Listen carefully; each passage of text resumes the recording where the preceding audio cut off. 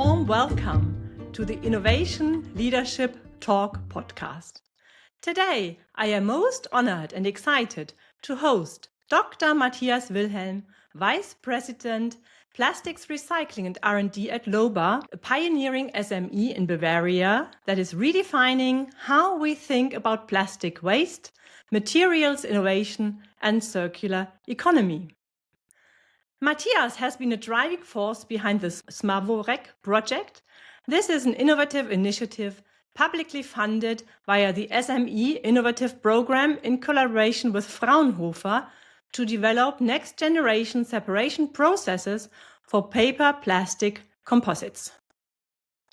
Matthias is tackling one of the hardest challenges in sustainability today, bridging the gap between applied research and industrial scale-up.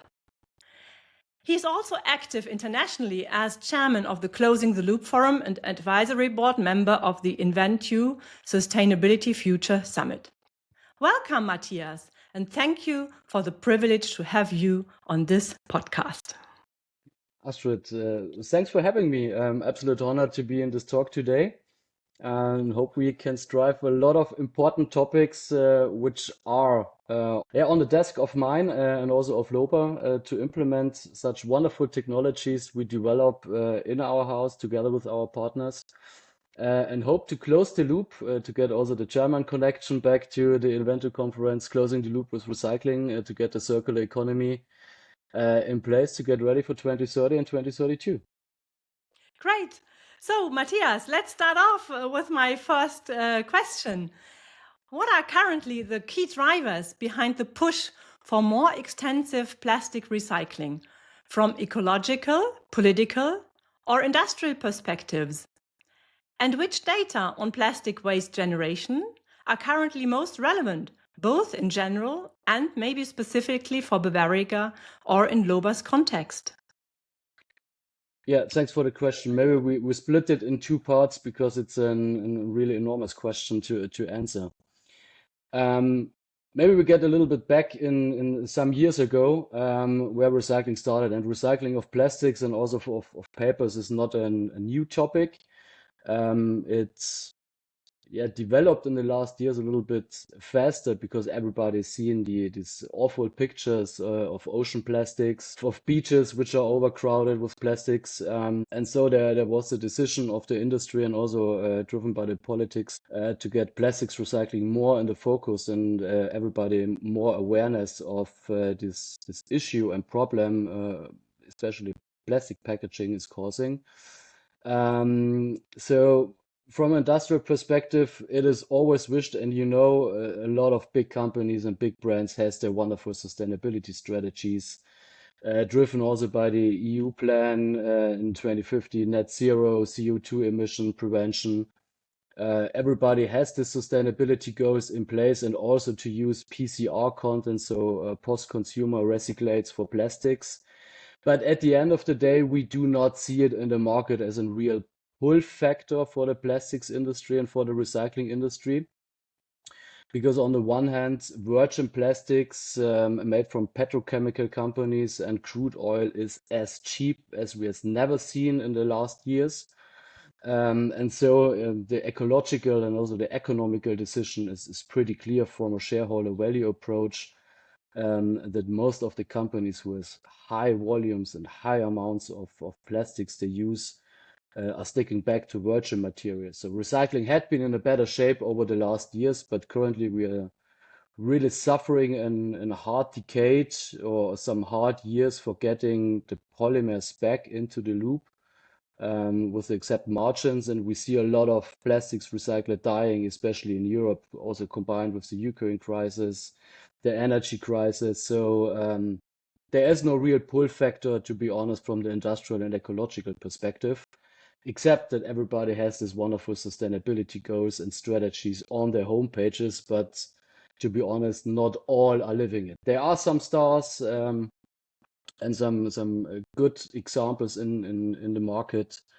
They are real pushing forward. But as a small and medium enterprise company, I really do not want to see the politics taking over and setting the boundaries for giving circular economy and plastics recycling really the frameworks and the borders and boundaries, but it was necessary. So the key driver today in 2025 is the political actions that had been taken with the PPWR, so the Plastics and Packaging Waste Regulation in Europe, and also with the end of life vehicle novel, which is coming, also WEEE. So really specific PCR mandatory quotes that need to be implemented in 2030 and beyond for plastic products, especially for short life products like packaging materials. So yeah, legislation is currently, let's call it the push factor, with cheap virgin prices in the EU. To your second question, which are the most important streams for us? Yes, of course, it's the households. On the one hand, it's the household waste stream, especially in Germany, because we are operating there on a really good, more or less good separated and implemented system with the DSD fractions, with the yellow and the yellow bin and yellow bag system.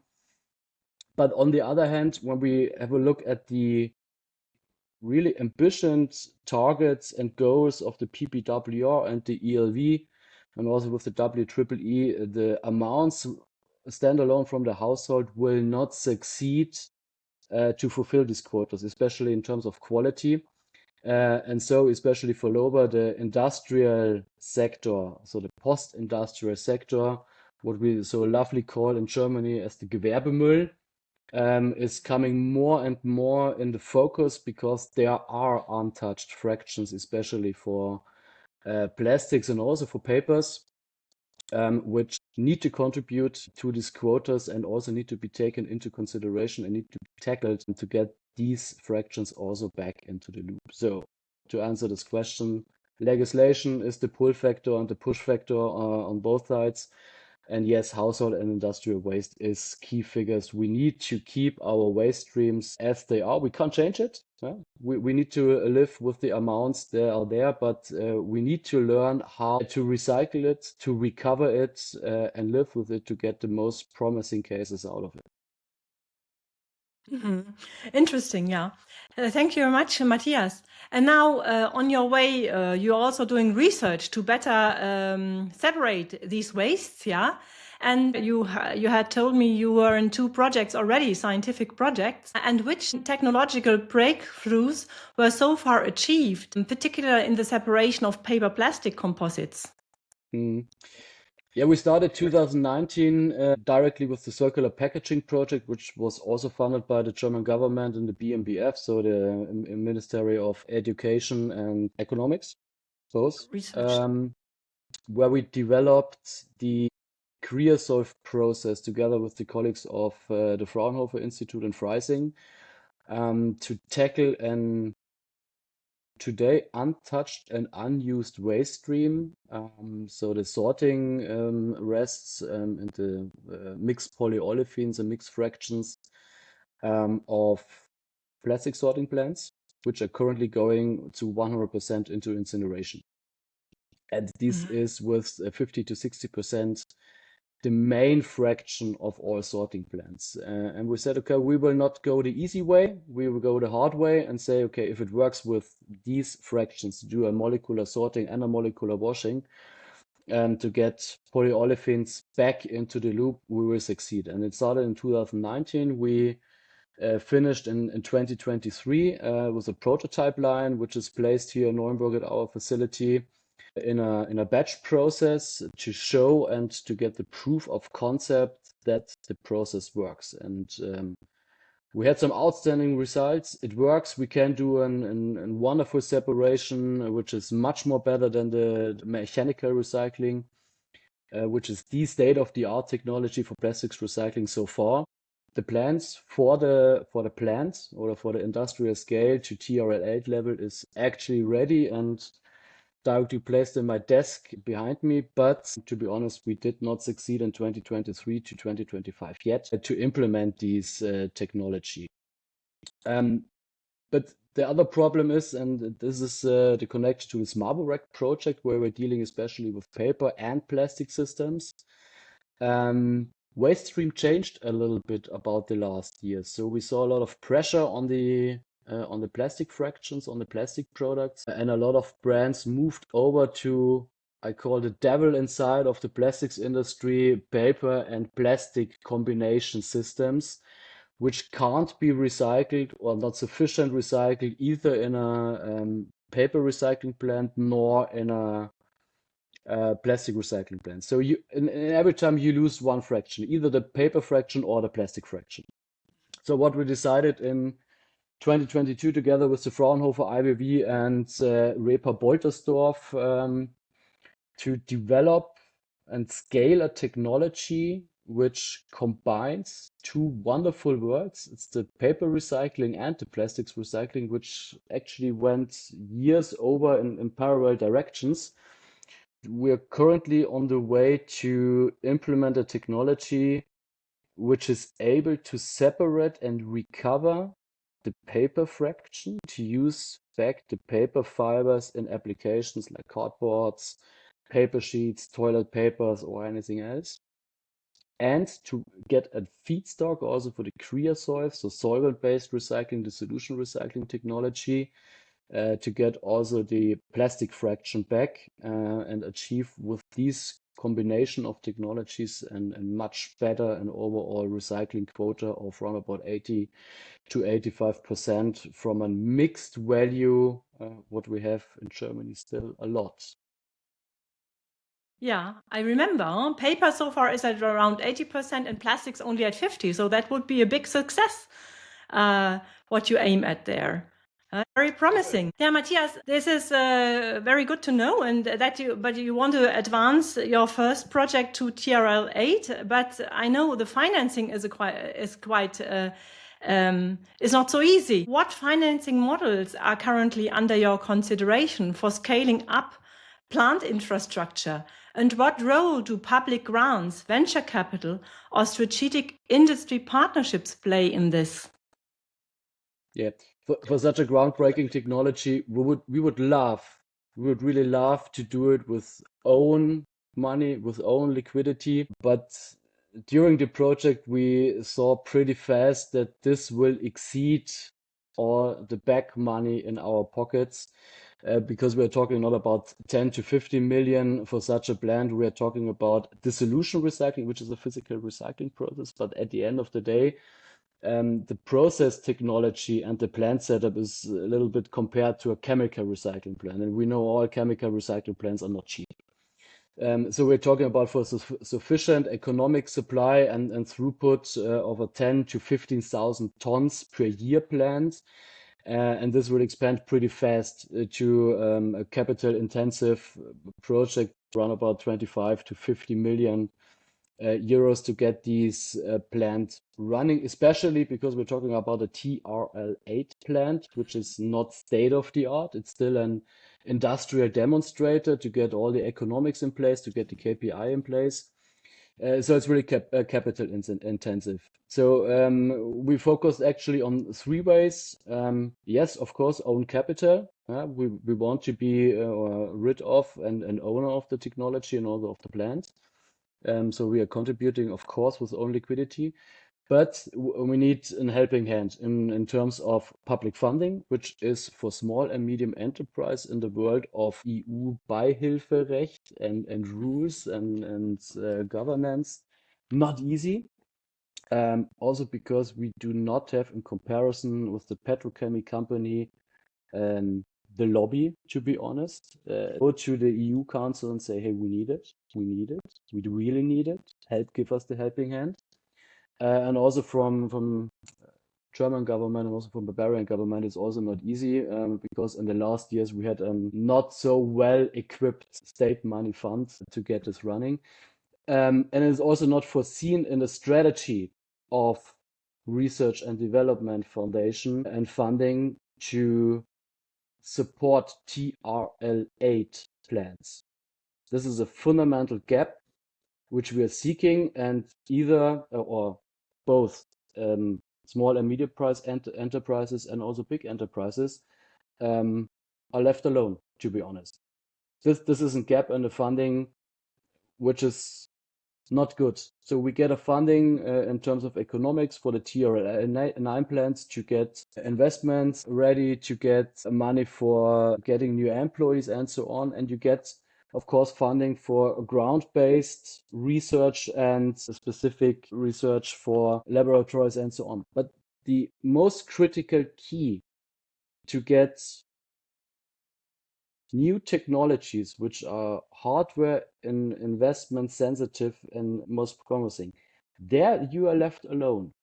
And this is a pity we are currently facing. So there is no adequate funding process either in the EU nor on the regional base or on the German base to get there a helping hand, especially with the necessary quotas. On the other hand, capital venture is also not really their risk-based approach, and they do not really want to risk their own money, especially when we're not talking about investments in people and software, which is in most cases better to grip. We're talking about investments in hardware. And hardware is cost expensive and sensitive. And if it goes wrong, you have a lot of hardware and equipment you can't use for other projects. So capital venture and private equity, they would love to in terms of TRL night when there is a business case ready, when there are off-takes agreements coming from the market and say, okay, I will take with a guarantee your material you produce for a dedicated price grid. But we are not on this level anymore, not yet, to be honest. And this is a gap and a bridge which is really, really hard for us currently to close and to bridge. And yeah, to be honest, a little bit helpless at these points. So capital venture is an option, but not really acknowledged to the risk. Public funding, yeah, there are some topics, but often with funding quotas which do not really help. And on the other hand, strategic partnerships, often not easy because you lose the access to your own technology. Because capital rise you need to fulfill and go with if it's necessary, and then your shares are pretty fast going down. Yeah, but you say, Matthias, as I understood, there are no offtake agreements yet, or bigger offtake agreements for the technology. But are there already concrete stakeholders or pilot customers, for instance, in the packaging or consumer goods industry? So, is there interest, demand? Yeah. We had some demonstrator projects and also products. Can disclose it's with Bischoff and Klein. We produced a wonderful demonstrator with the produced polyethylene polymer back to a new park system with around about 50% PCR content, which was absolutely comparable to virgin qualities. In terms of Ökotech standard, in terms of mechanical and thermal properties, in terms of processing behavior, in terms of printing. So tick in the box, it is a proven track record that the material works, that it's a much better quality compared to mechanical recycling, that we have a much lower CO2 footprint in combination with or in comparison to chemical recycling.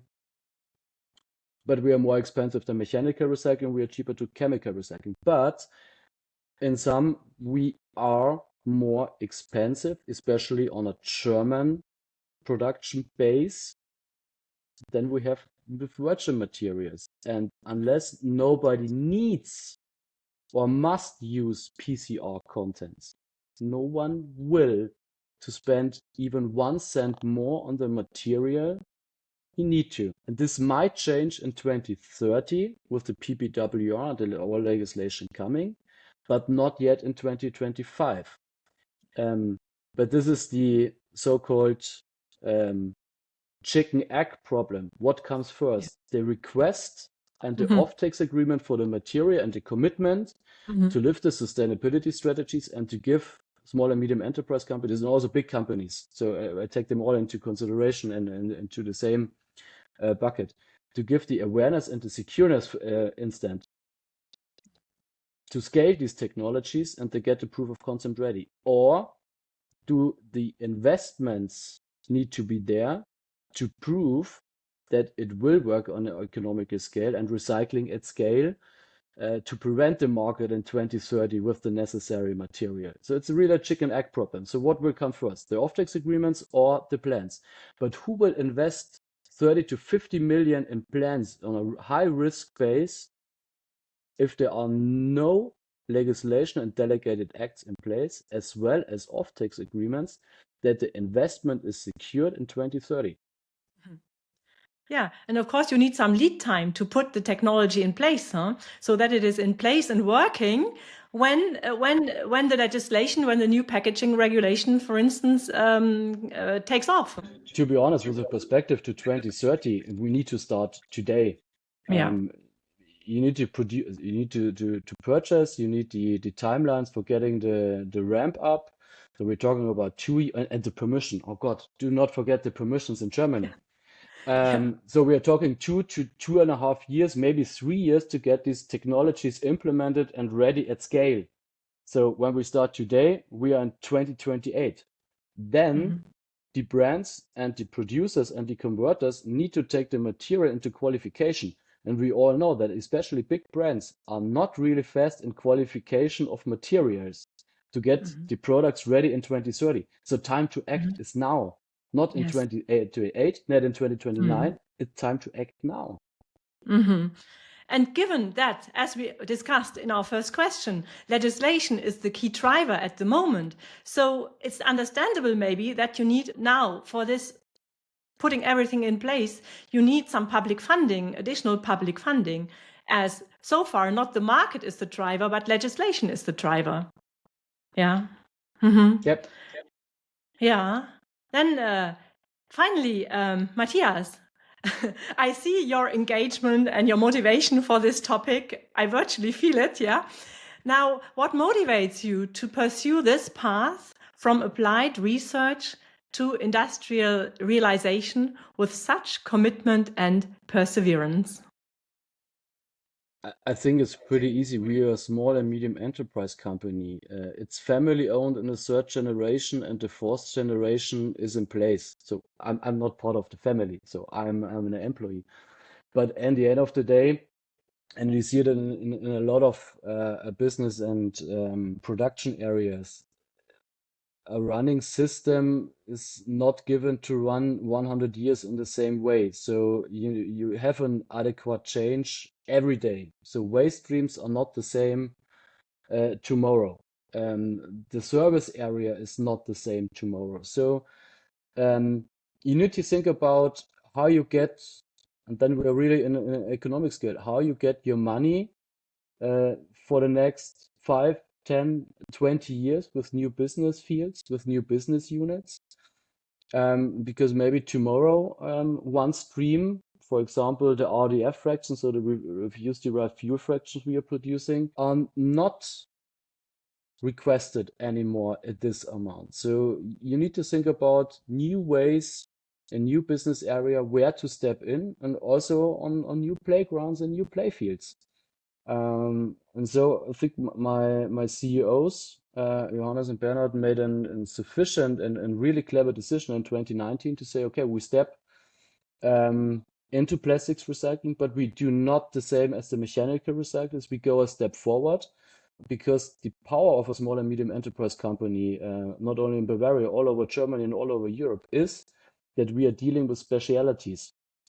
Not the high amounts, not the high commodities. We are dealing with specialities and our hidden champions. And to manifest this position, you need to be a little bit more innovative and much more faster than big companies to find your place and get your place. And so R&D is one of the most crucial topics also for small and medium enterprise companies to be always one step ahead and get into new business units, also to secure the fourth generation of Lober, to have some sufficient playgrounds. And also for me, I'm also young, so I want to work on 30 years also still in the company. So it's necessary. It's not we want to do it because we have fun. We need to do it. It's a need. Yeah. And this is the dedication. And you're doing something good for the environment at the same time. So it's a good purpose you're working for. We hope. But at the end of the day, and I think most people are forgetting a little bit when talking about sustainability and circular economy. At the end of the day, it's a business model. We need to earn money with that, and if there is no option for earn money with that, then it's an society purpose. The cost needs to be taken by the society, but it's still economics. I think this is one of the most critical topics. We need to do it. We are forced by the legislation, but at the end of the day, it's also cost driven. And also CO2 pricing will not be taken off for the next year. So we need to do it. And also in terms of perspective of supply chains, I think it's now the time to act and to understand, especially Bavaria is not so rich in, let's say, crude oil or any other elementary earth product. So we need to learn when we insource it from other companies to work with these resources we got right now and to keep them as long as possible in the loop as repair systems, as refuse systems, or at the end with recycling. So it's also a term of getting the supply chain more robust and not be so dependent on virgin material producers from Saudi Arabia, from the US, from China, and also in terms of papers and anything else, you know where it's coming from. It's coming from woods. And so Sweden is currently cutting off a lot of trees to get all these requirements and volumes ready for paper production. So we can't step out and say, on the one hand, hey, we want to do something good for the environment and get the CO2 footprint down. And on the one hand, we do not care about our waste streams and our resources, which can't be used with dedicated and sophisticated technologies. So no, let's step back to Sweden and cut off the trees. So there had been a wonderful article in the Süddeutsche Zeitung this week. Highly recommended to read it. I don't think how it combines. On the one hand, we are dealing with such technologies and the awareness and the legislation to close CO2 chains, to get CO2 out of the atmosphere and everything else. And on the one hand, we are producing paper, fresh paper, and cutting off woods. Yeah. So it's really a good thing. I wish you all luck, Matthias, to close the loops, to make the loops longer, to reuse the material. You are a very important key provider of technology for this, and to make us more independent of the natural resources from elsewhere. So, and what you also said, what is very important, is to make sustainability a business case. That's also a challenge, and I wish you all of luck for your further endeavors to make our world a more sustainable and more livable place, and to think of the next generations. For your company, but also for all of us. And you've also shown us what's possible when deep engineering know-how, you are an engineer, meets visionary leadership, and how even complex material flows can be turned into valuable resources with the right mindset and partnerships. Thank you very much for sharing your expertise, your perspective, and your personal motivation with us today. I wish you continued success in scaling the solutions and making the circular economy a reality. Thank you very much, Matthias. Thanks for having me, Astrid. You're welcome.